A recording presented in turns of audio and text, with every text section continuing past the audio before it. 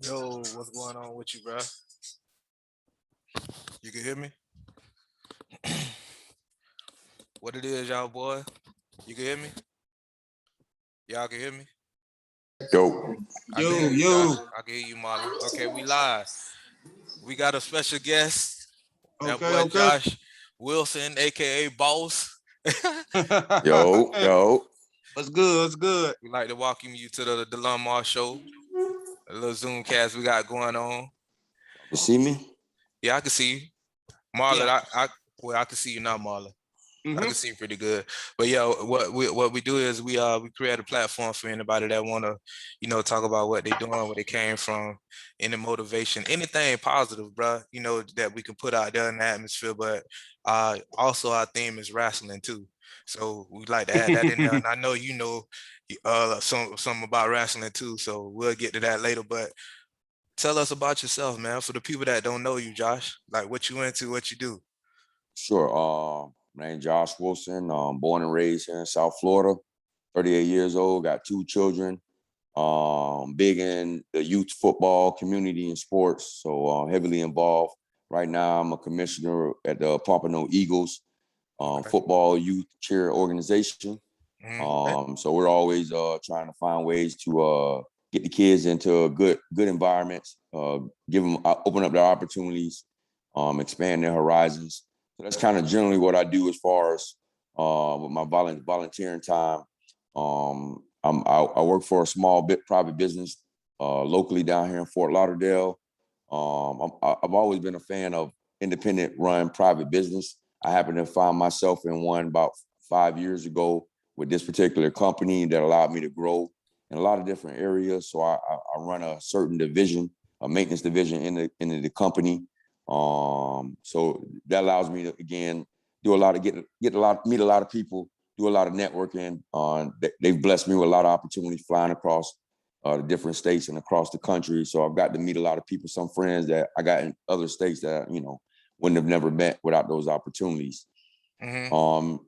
Just in general, it's kind of what I got going on right now. Actually, just weekend, we just finished. I had 4 clubs, our 9s, our 10s, 11s, and 12U playing at a scrimmage tournament up in American Heritage Delray. Okay. So some good competition. The Miami Garden Ravens, Delray Rocks, all those things. There was actually 2 teams from Georgia that our 12U played, some good competition. I mean, one of the kids, a program called Tucker, he looked like he drove himself to the field. Solid running back. Actually remind me a lot of Lummy. His running style when he played low pad level. ain't no shaking coming with it. You either gonna get some of this forearm or you gonna get out the way. Yeah. You got to get it. I don't think I ever seen him do a spin move or nothing. Nah. He just ran straight up. Like, straight up, goddamn it. Hey, because guess what? Next time I come through, I want you to move out my way. And that always happens.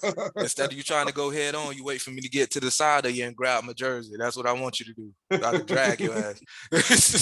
Yeah, funny story. Lummy tried to be cute one day when we were in high school.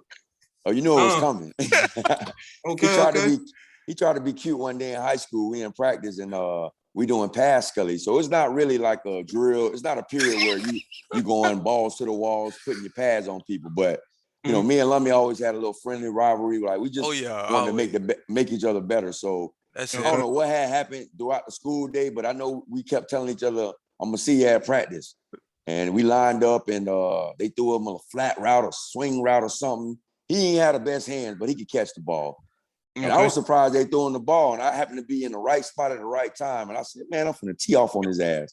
And he, to his defense, he kind of laid up a little bit. I say he laid up a little bit because he got to the sideline. He thought I was gonna ease up on him, and I brought it to another level. I think I hit his ass to the. I think I hit his ass to the track that day. Hey Marlon, notice you only gonna hear that one time. That's all you gonna hear. Out of all the days of practice we had in playoffs, I used to bust his ass. Pause every damn play in practice. You know it. If I give you that one time, I give you. We had some good battles. My brother made me better, made me tougher in the trenches. That's what it was all about. Definitely made me tougher in the trenches. And I felt like after our practices and practicing with the backs we went against, the Kerry Suttons, the Lummy Herberts, the Tremaine Halls. I mean, anybody we went against on a Friday night, we were ready for it, you know. So those guys made us better. We made each other better on that, but it was some good times. Yeah, it was, man. And that go back to what we be talking about with wrestling too, bro. Like when you go back and you think about it, like the hunger that you have, you know, sometimes you overdo yourself, like some people. And what I mean by that, like you may exert yourself to the point that you may not love the sport or have a passion for it no more, or it may be injury because you're trying to work so hard to get to a certain spot. And the way we relate that to the wrestling, Josh, is what we got with Marlon. He more the mastermind and all the little independent wrestling companies and stuff. So he around these wrestlers and stuff where they have to go through, they have to set up the ring, break the ring down after the shows, and still have to, you know what I'm saying, put on the show. Right. You got to do more than the average to try to get known and seen. Shit, by the time you get to the damn platform, you fucked up. So what the reason why I'm bringing that up to you, I know you more of like myself, you're a strategic person. What would you say to a young athlete coming up that has the hunger, you know, but you know what the outcome could be, you know what I'm saying? You know the con to it. And it's a good percentage of that con happening. So what would you say to that type of athlete, no matter what the sport is? I think for anybody, not even just for athletes, but just people in general, you know, having a hunger is a great thing. You know what I mean? Because that means you have a passion for something, right? All right. And if you have a passion for something, you're willing to chase for it, right? But I think the key component that a lot of people miss with the hunger is the purpose. All right. You got to have a purpose to chase your passion, right? It's got to be a why on why you want to get to that point. It can't just be, it could be whatever you want, but I think it's got to be deeply rooted where when the wind blows and the times get tough and the sun gets hot, you ain't going to give up on it because you know what your purpose is, right? So I feel like, it can't just be, I want to be rich, or it can't just be, I want to be famous, because that's, let's say you do get rich and you get famous, you still going to have that drive and something inside you. Then you got to stay up there. Exactly. You don't have to have that drive to keep that fire lit, right? Yeah. But guess what? The bills still got to get paid now. You're at the top. And now it's even harder because what they say, when you get to the top, it get lonely, So the people that were willing to help you along the way to get to the top, sometimes when you get out there, you look down, you're like, where they at? They ain't there no more. Because you made it to the top and y'all started at the same time. So that would be my number one advice to anybody, you know, trying to pursue their dreams and just, you know, make sure you understand, find your purpose. Because at the end of the day, when you go to bed at night, that's what's going to wake you up in the morning, you know? Right. Yeah. Right. The reason why I asked you that question is because I heard you mention the different titles you have as far as with the youth. So obviously the youth is a passion of yours that you have. So why ZOOMCAST, I thought that would be a good question to ask, you know, so they can see that part of you as well. Cause you know, a lot of people get on and I was speaking with I was talking to my girl actually, I was talking about, you know, people that put on a lot of like camps and stuff, but it's not really for the passion of the kids, it's for like more like money purposes. Right. You know what I'm saying? Like, you know, it's all well and you know having it done year round, but at the end of the day, we talking about football here. Yeah. You know what I'm saying? But at Absolutely. you know, it's a difference. You got to think about that little old lineman or that little D lineman. I used to play that as well. I ain't play running back until I got in high school. So we talking about you banging every play, even though you kids, you know, that take a toll. So once again, I just wanted to bring that up so, you know, the parents can understand that may not look at it that way because you got a lot of parents that look at, oh, it's too much. But, you know, for somebody that has the hunger, this is what they need in order to get to that next step. Absolutely. Absolutely. Great question. Marlon, what you, I know you seen, I ain't get a chance to catch Money in the Bank.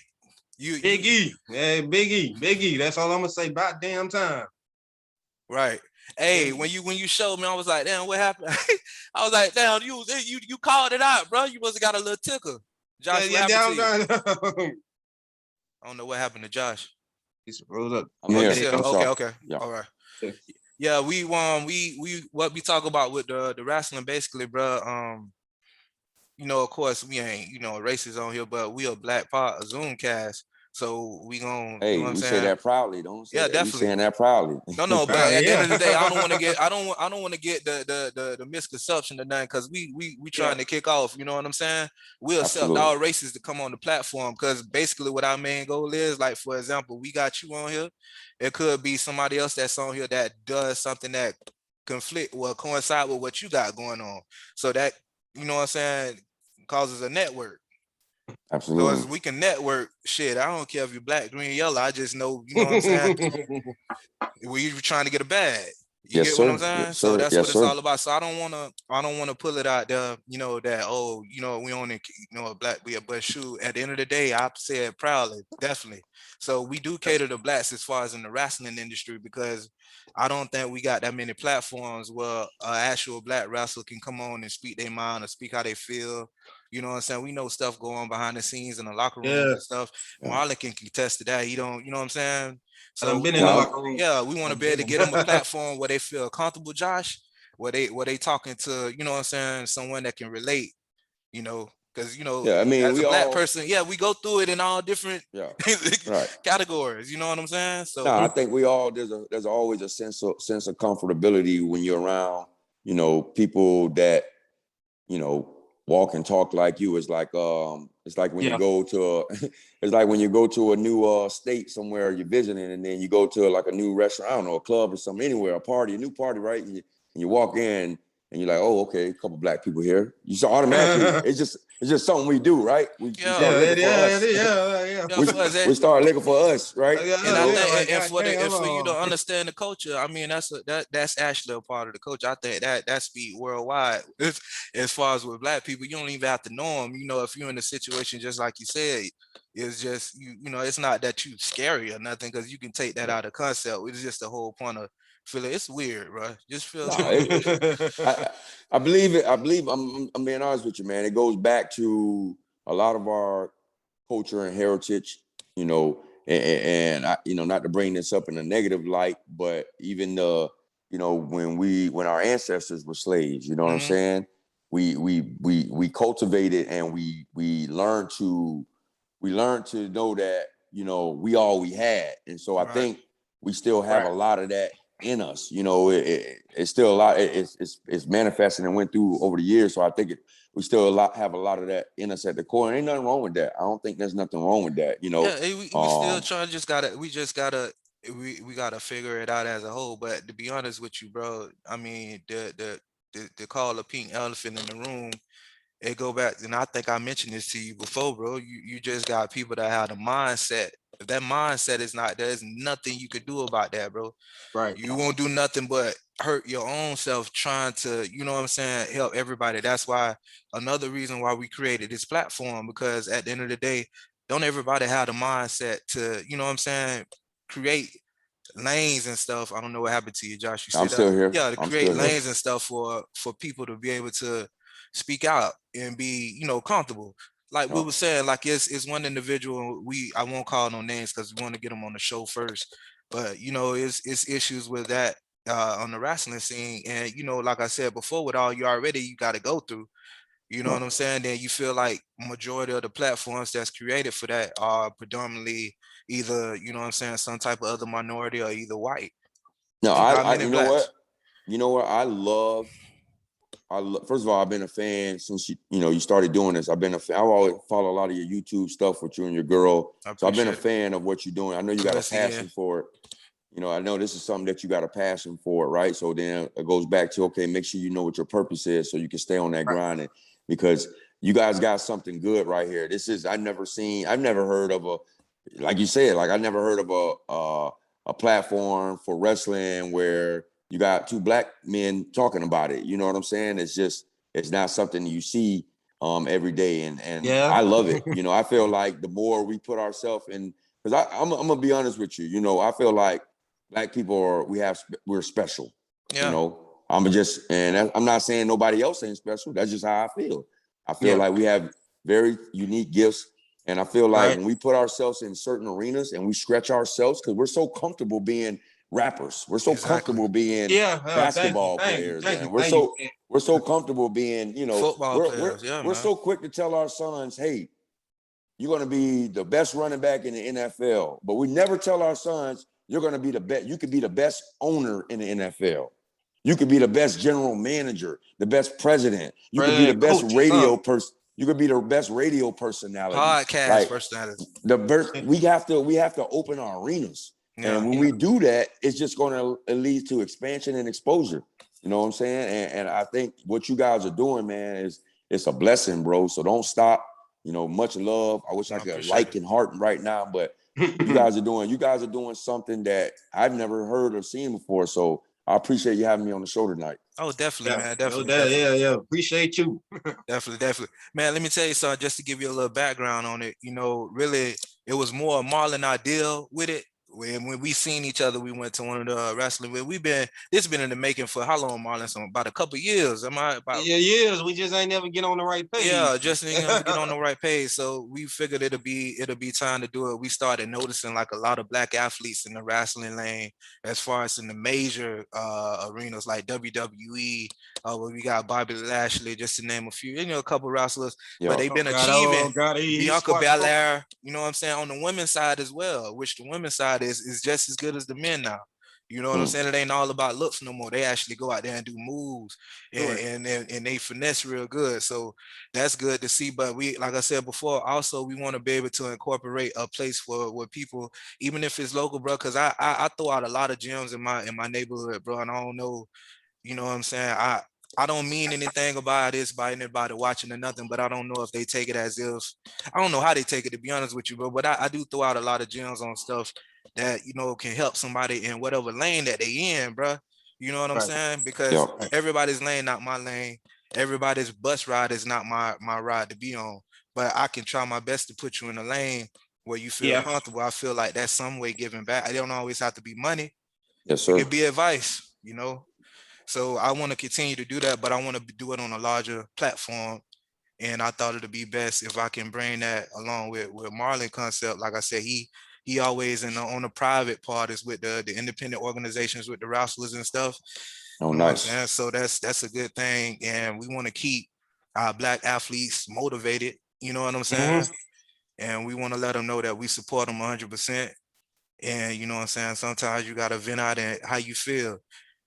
For example, you may be an athlete, Josh, you know what I'm saying, wrestling long enough to know that black wrestlers it's not really that many, but you may be in a situation that you may need to vent and you have no outlet, You know what I'm saying? Now you got somewhere you can come. That probably change your situation when you go to work you have tomorrow. an outlet, or you have an outlet, but you're afraid that if you speak on that outlet, it may put a deterrent to your career, or they're gonna twist what you say to either fit their agenda or not allow your message to get across. There so you the go. fact that y'all gonna allow a black athlete, a black wrestler to come up here and speak freely, speak openly about his troubles in the industry or his positives in the industry. That's just awesome, man. That's what the true definition of the First Amendment is about.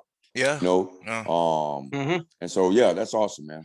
And see, the thing is too, that's a good thing you mentioned that, because a lot of podcasts they'll interview somebody, and throughout the whole interview, depending on how they word the title of the video, it changes the whole concept of what was spoken about, what was the whole meaning of having the Zoomcast or podcast in the first place. So like I said, with us, we want to start off on the positive side, because most people start off being negative first to get a buzz. But I figured, as a social experiment, let's try to be positive and get a buzz, and then already be, because when they grab you up, whoever, you know what I'm saying, grab you up to continue and you get on a bigger platform, they gonna want you to do that anyway. Yeah. You know what I'm saying? So we already there. So it's not a hard transition. It's not a hard transition. So but go ahead. No, you good. I was just saying, it's a good positive thing. It's a good feeling, man. And I just feel like we can change, just if just that one person. Like I said, you maybe having issues in the locker room, you come get on the platforms. That next day you go to work, or train or whatever you do, you don't feel the same way. You let that shit out. Yeah. Yep. You know what I'm saying? Definitely. You can keep going instead of saying, man, fuck this shit, I ain't finna fuck with this. Now you go, you know what I'm saying, you to the house, you wondering what you gonna do, because you weren't working, because you was trying to do that. Now what else you gonna do? Now you out in the streets. Now you doing something negative. Now it's a domino effect, bro. And I realize that shit. It ain't just got to be that. It could be anything. You got your football player, your youth football star, just a football player in general. Like you, I know you the type of person, you like to coach everybody up. You don't have your picks and who you coach up and who you don't coach up. So you got that one kid that may not get that coaching up that he need, and then he say, man, fuck this shit, man. Coach don't give a fuck about me, man. I ain't coming to practice no more. Or tell daddy he ain't interested in playing no more. Now you got time on your hands. As a kid, you're gonna play the game and stuff, but sooner or later you're gonna wander outside and wonder what's going on out there. Then everything just turned left. So like I said, man, I think we need to have more lanes and more avenues for our youth, bro. I really want to focus on the youth. And I'd like to thank you for coming on the show, Josh. Me and Marlon. Appreciate it. Y'all ain't even gonna ask me who my favorite wrestler is? Yeah, we coming to that. Okay. I was just gonna tell you, you family, man. Anytime you want to come over here on this show and let us know what you're doing and what you got going on, or if you want to market something, promote something, or you want to bring somebody else on that you feel a benefit, you know what I'm saying, networking or whatever, you always welcome to do that, bro. And just to get to it, we're gonna give you what's your top 5? Ooh, my top 5. Wow. Yeah, it's easy to say one. Right. Well, let me just say can I say no order? In no particular order? Yeah, that's fine. And I have different reasonings. Okay.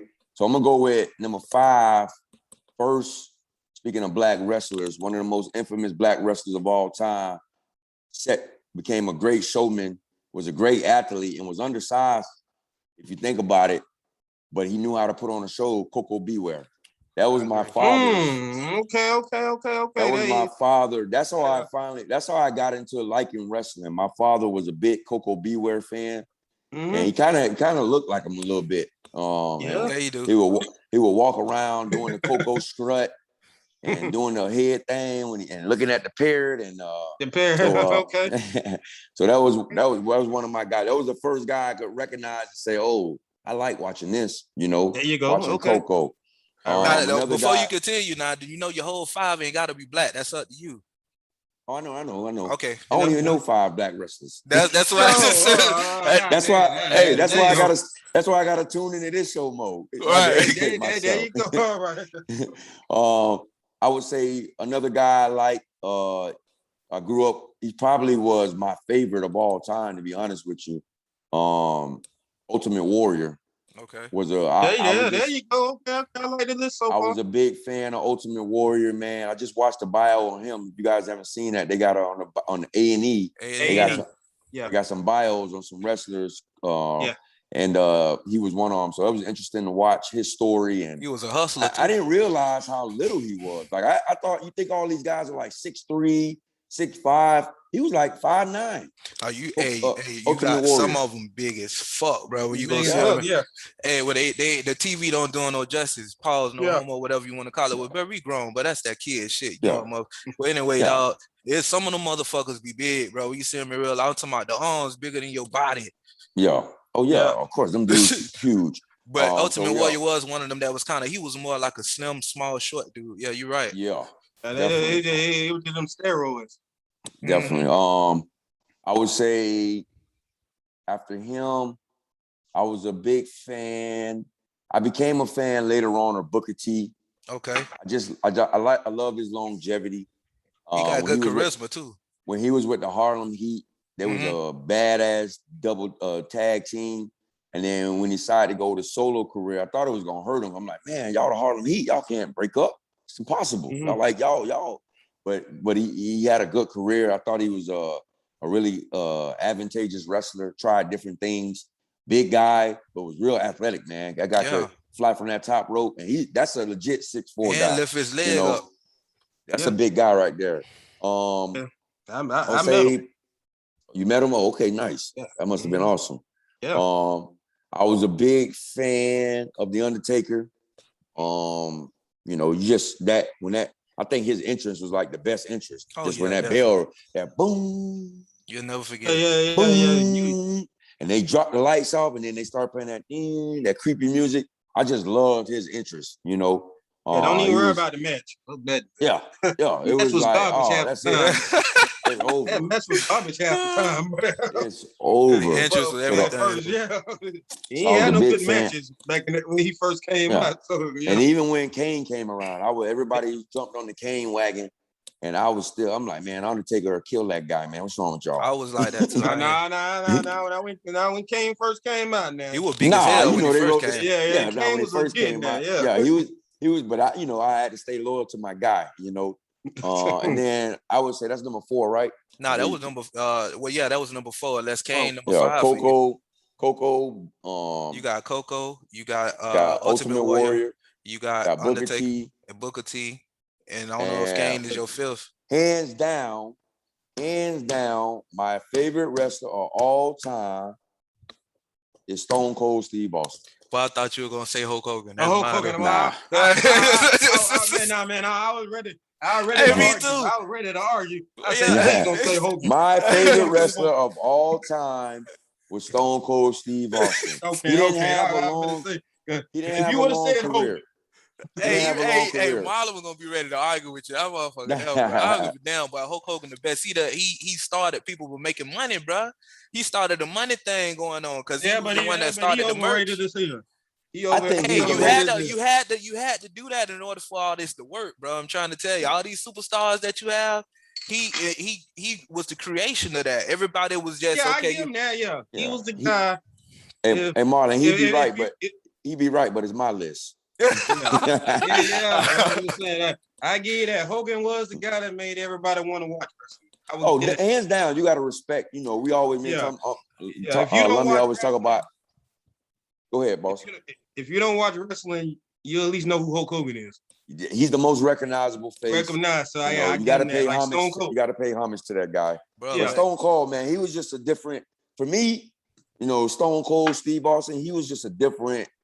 That was when I was in my prime. That was the prime of me watching wrestling. 9th, 10th grade, we having a Monday Night Raw party at my buddy's house. The smack.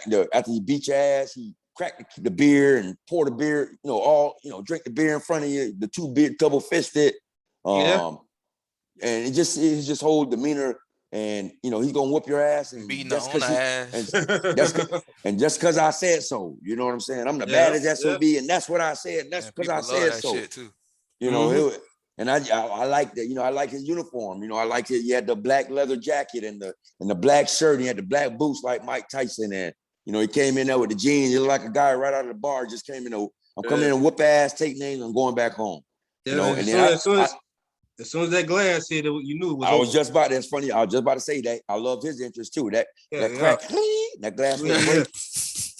You already know what it is. Yeah, you hit him. You hit a pops he used to get. Nobody and ain't what? touching. Let's talk about this. You talking about finishing moves? Oh yeah. Nobody had a closing move no better than the Stone Cold Stunner. It can come out of nowhere. I was doing the Stunner. You had the Sweet Chan music too now. You want that diamond cutter now. Oh well, yeah. But them three moves, you can get caught out of nowhere with it, bro. Yeah. That diamond cutter. And it's believable. That stunner, I was doing a stunner to everybody in the every time I got in the pool, I would hit the nigga with a stunner, man. That Stone Cold Stunner was that and Undertaker's move. The choke slam. The choke slam. Okay. Yeah. I was gonna say tombstone. I also you know who I was a fan of? He ain't on my top 5, but I was a fan of his style, Razor Ramon. There you go. I was a big Razor fan, man. People rate Razor. That's my top 5 right there. Razor Ramon was cool, guy, man. Yeah, he was cool when he came out. You don't met him, Marlon? Yeah, but I met the drunk. I was just finna ask you, was he sober? I met the drunk. I wonder how was that experience, bro? Yeah, I met him when he was at his worst. So man. But he was still cool. But man, oh God, he was lit. Man, you gotta catch one of the you gotta catch one of them independent events with us, dog. We normally catch the little CCW thing, but they got a little midget battle royal coming up. When it is, Marlon? September 24th. Yeah, Marlon be knowing. Yeah, all midgets. I be down to go, man. Let's go. Hey, man, them midgets. Yeah, I love some midgets. The tickets don't be that much. And need to find out we get with the event coordinator, see if they allow you to do maybe a podcast before the show. We already been on it. We already been on it. You know it. You already know it. So I didn't go. Lummy didn't go with me to the Larry show, but you know I was around there. We gotta get our little shirts and stuff made. But Marlon, that's what I'm saying. That's what make us a team, though, bro. Because at the end of the day, shoot, he where I can't be, on where he can't be. Yeah, that's absolutely. I work on the little marketing shit we got going on the back end, and we just keep it going. That's a team. You take teamwork. But like I said, bro, I want to appreciate you coming on. I know we've been on here for about 34 minutes. I know you probably got stuff you need to do. This was like a little Monday. We normally come on Wednesdays at 10:30, but you know what I'm saying. Anytime that we got a special guest that want to come on, if it's enough, you know what I'm saying, time. Yeah, absolutely. We'll appreciate you, man. We'll make it happen. So, hey, before I let you go, you got anything else that you want to say as far as with the organization with the Pompano Eagles, right? Yeah. Like as far as registration, or are you guys still signing up kids or cheerleaders? Registration is actively open. We offer ages from 4 to 13. We actually have our 10s, 11s, 12s, and 13s are full, believe it or not. We still have cheerleading spots available. I am looking for a big push on our 7s. I'm offering the first 15 7U kids, that 7-year-olds that sign up. I'm going to cover the registration for them. So we're going to take care of them. We're going to scholarship those kids. So if you guys out there, in the internet world, know any 7-year-olds in the Pompano area looking to play some football, send them to Highlands Park, Pompano. That's Highlands Park, Pompano. And let them know that you're trying to sign up for the 7 and you were told that you could register free and they'll take care of you. All right. You got any other questions? That's real. Yeah, that's real. You can reach us on our Instagram. We also have Facebook, and we just launched our new website, which is PompanoEaglesFootball.com. So you can find that, you can inquire that way through the DMs or through the website or Facebook Messenger. That's it, man. Season starts August 14th. We play our first game against Miramar. So we're looking for support. We're always looking for good sponsors. You know, we're a 501c, so we do tax exemptions for any of those tax write-offs or any of those companies that are looking to get involved with their local youth community. We can help you out with that. And the people that want to do that, who do they contact that want to sponsor? They would contact me, Josh Wilson. Everybody calls me Coach Josh, 954-696-7841. Or you can reach me on my email at coachjwilson02@gmail.com. Or just drop a line to us on the Instagram. Pompano Eagles Instagram, at Pompano Eagles. Hit us up in the DM. It'll always get to me. Okay, cool. And then also too, bro, as we get along and going with this, me and Marlon, we'll work something out where we can probably have some of the kids you know, do something like, especially if they make it like to the playoffs or the Super Bowl, try to do something special where we have them come to a That'd match be or awesome, something. man. And That'd be awesome. see if we can have the organization, you know, sponsor the tickets and stuff for them, and let them see something different, you know what I'm saying? Other than, you know, just football and basketball, because that's all I was raised up on, bro. Yeah. Anybody out of Kaya City, bro? If it wasn't even no basketball, just football. I'm talking about we played murder ball with a shoestring. That's I'm our trying to city say. for. Yeah, hey, Whatever we you used to be out find. there. We used to be out there at Pompano Middle in the morning. In the morning now. This is before school. Yeah. You got to go into class on the side of the building playing with a milk carton. Die hard. Get the little chocolate milk carton. Oh, yeah. Like anything, a piece of balled up piece of paper, whatever we could get in. Teacher come in like, what y'all been doing?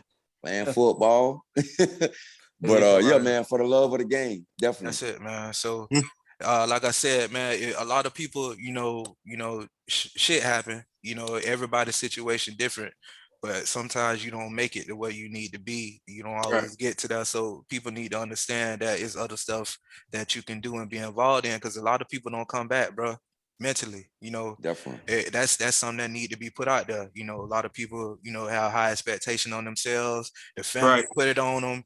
The people around it put it on them, and they don't get to where they're supposed to go. So that they feel guilty and they feel like it's their fault. And everybody ready to call you a failure. Yeah, but you think that though. But a lot of people don't even feel that way about you though. You feel that way about yourself because of what was expected out of you. Right. You know what I'm saying? So that puts you sometimes in a state of depression. You make decisions that you wouldn't normally make. Or either you don't know no other skill set to move forward, bro. And you know what I'm saying? So I just I wanna be, I'm thankful that, you know, I was able to pick up another skill set and still move forward. And I just want to put that in the youth ed too as well, that, you know, don't put all your eggs in one basket. One basket. Oh, man, definitely. We're going to get these kids exposed to as many different opportunities as possible. That's why I'm an advocate about, now college ain't for everybody, but I'm just to leave on this note, I'm an advocate about getting kids to college because of the fact that it provides exposure. They get outside of their normal, comfortable surroundings, and they start growing. I'm so proud of the guys, some of the guys I coached at Deerfield, like Brandon Powell, and you can see the growth in him and how it was before it was just Nike way, and now it's like, you know, you've been traveling across, like his rise is expanded. Jamie Pierre, another kid played for me and went to FAU and now is with Pittsburgh, and you can just see when he's posting his stories, the growth in him.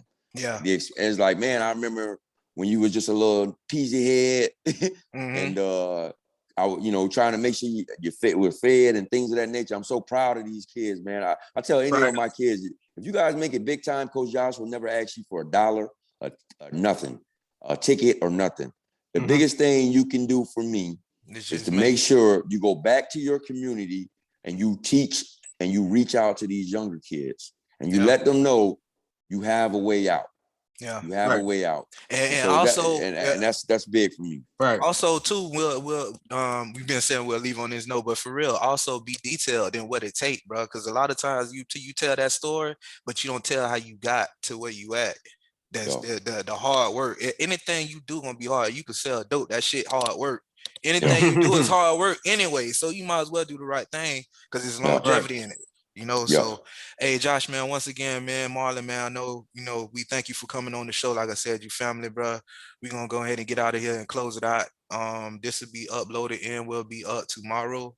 Of course, you know, what I was about to say. I'll have it where, you know, people can know how to reach you and contact you. If you can text me the information that way. Yeah, the info, so I can put it in the description as well. That'll be great. Yes, sir.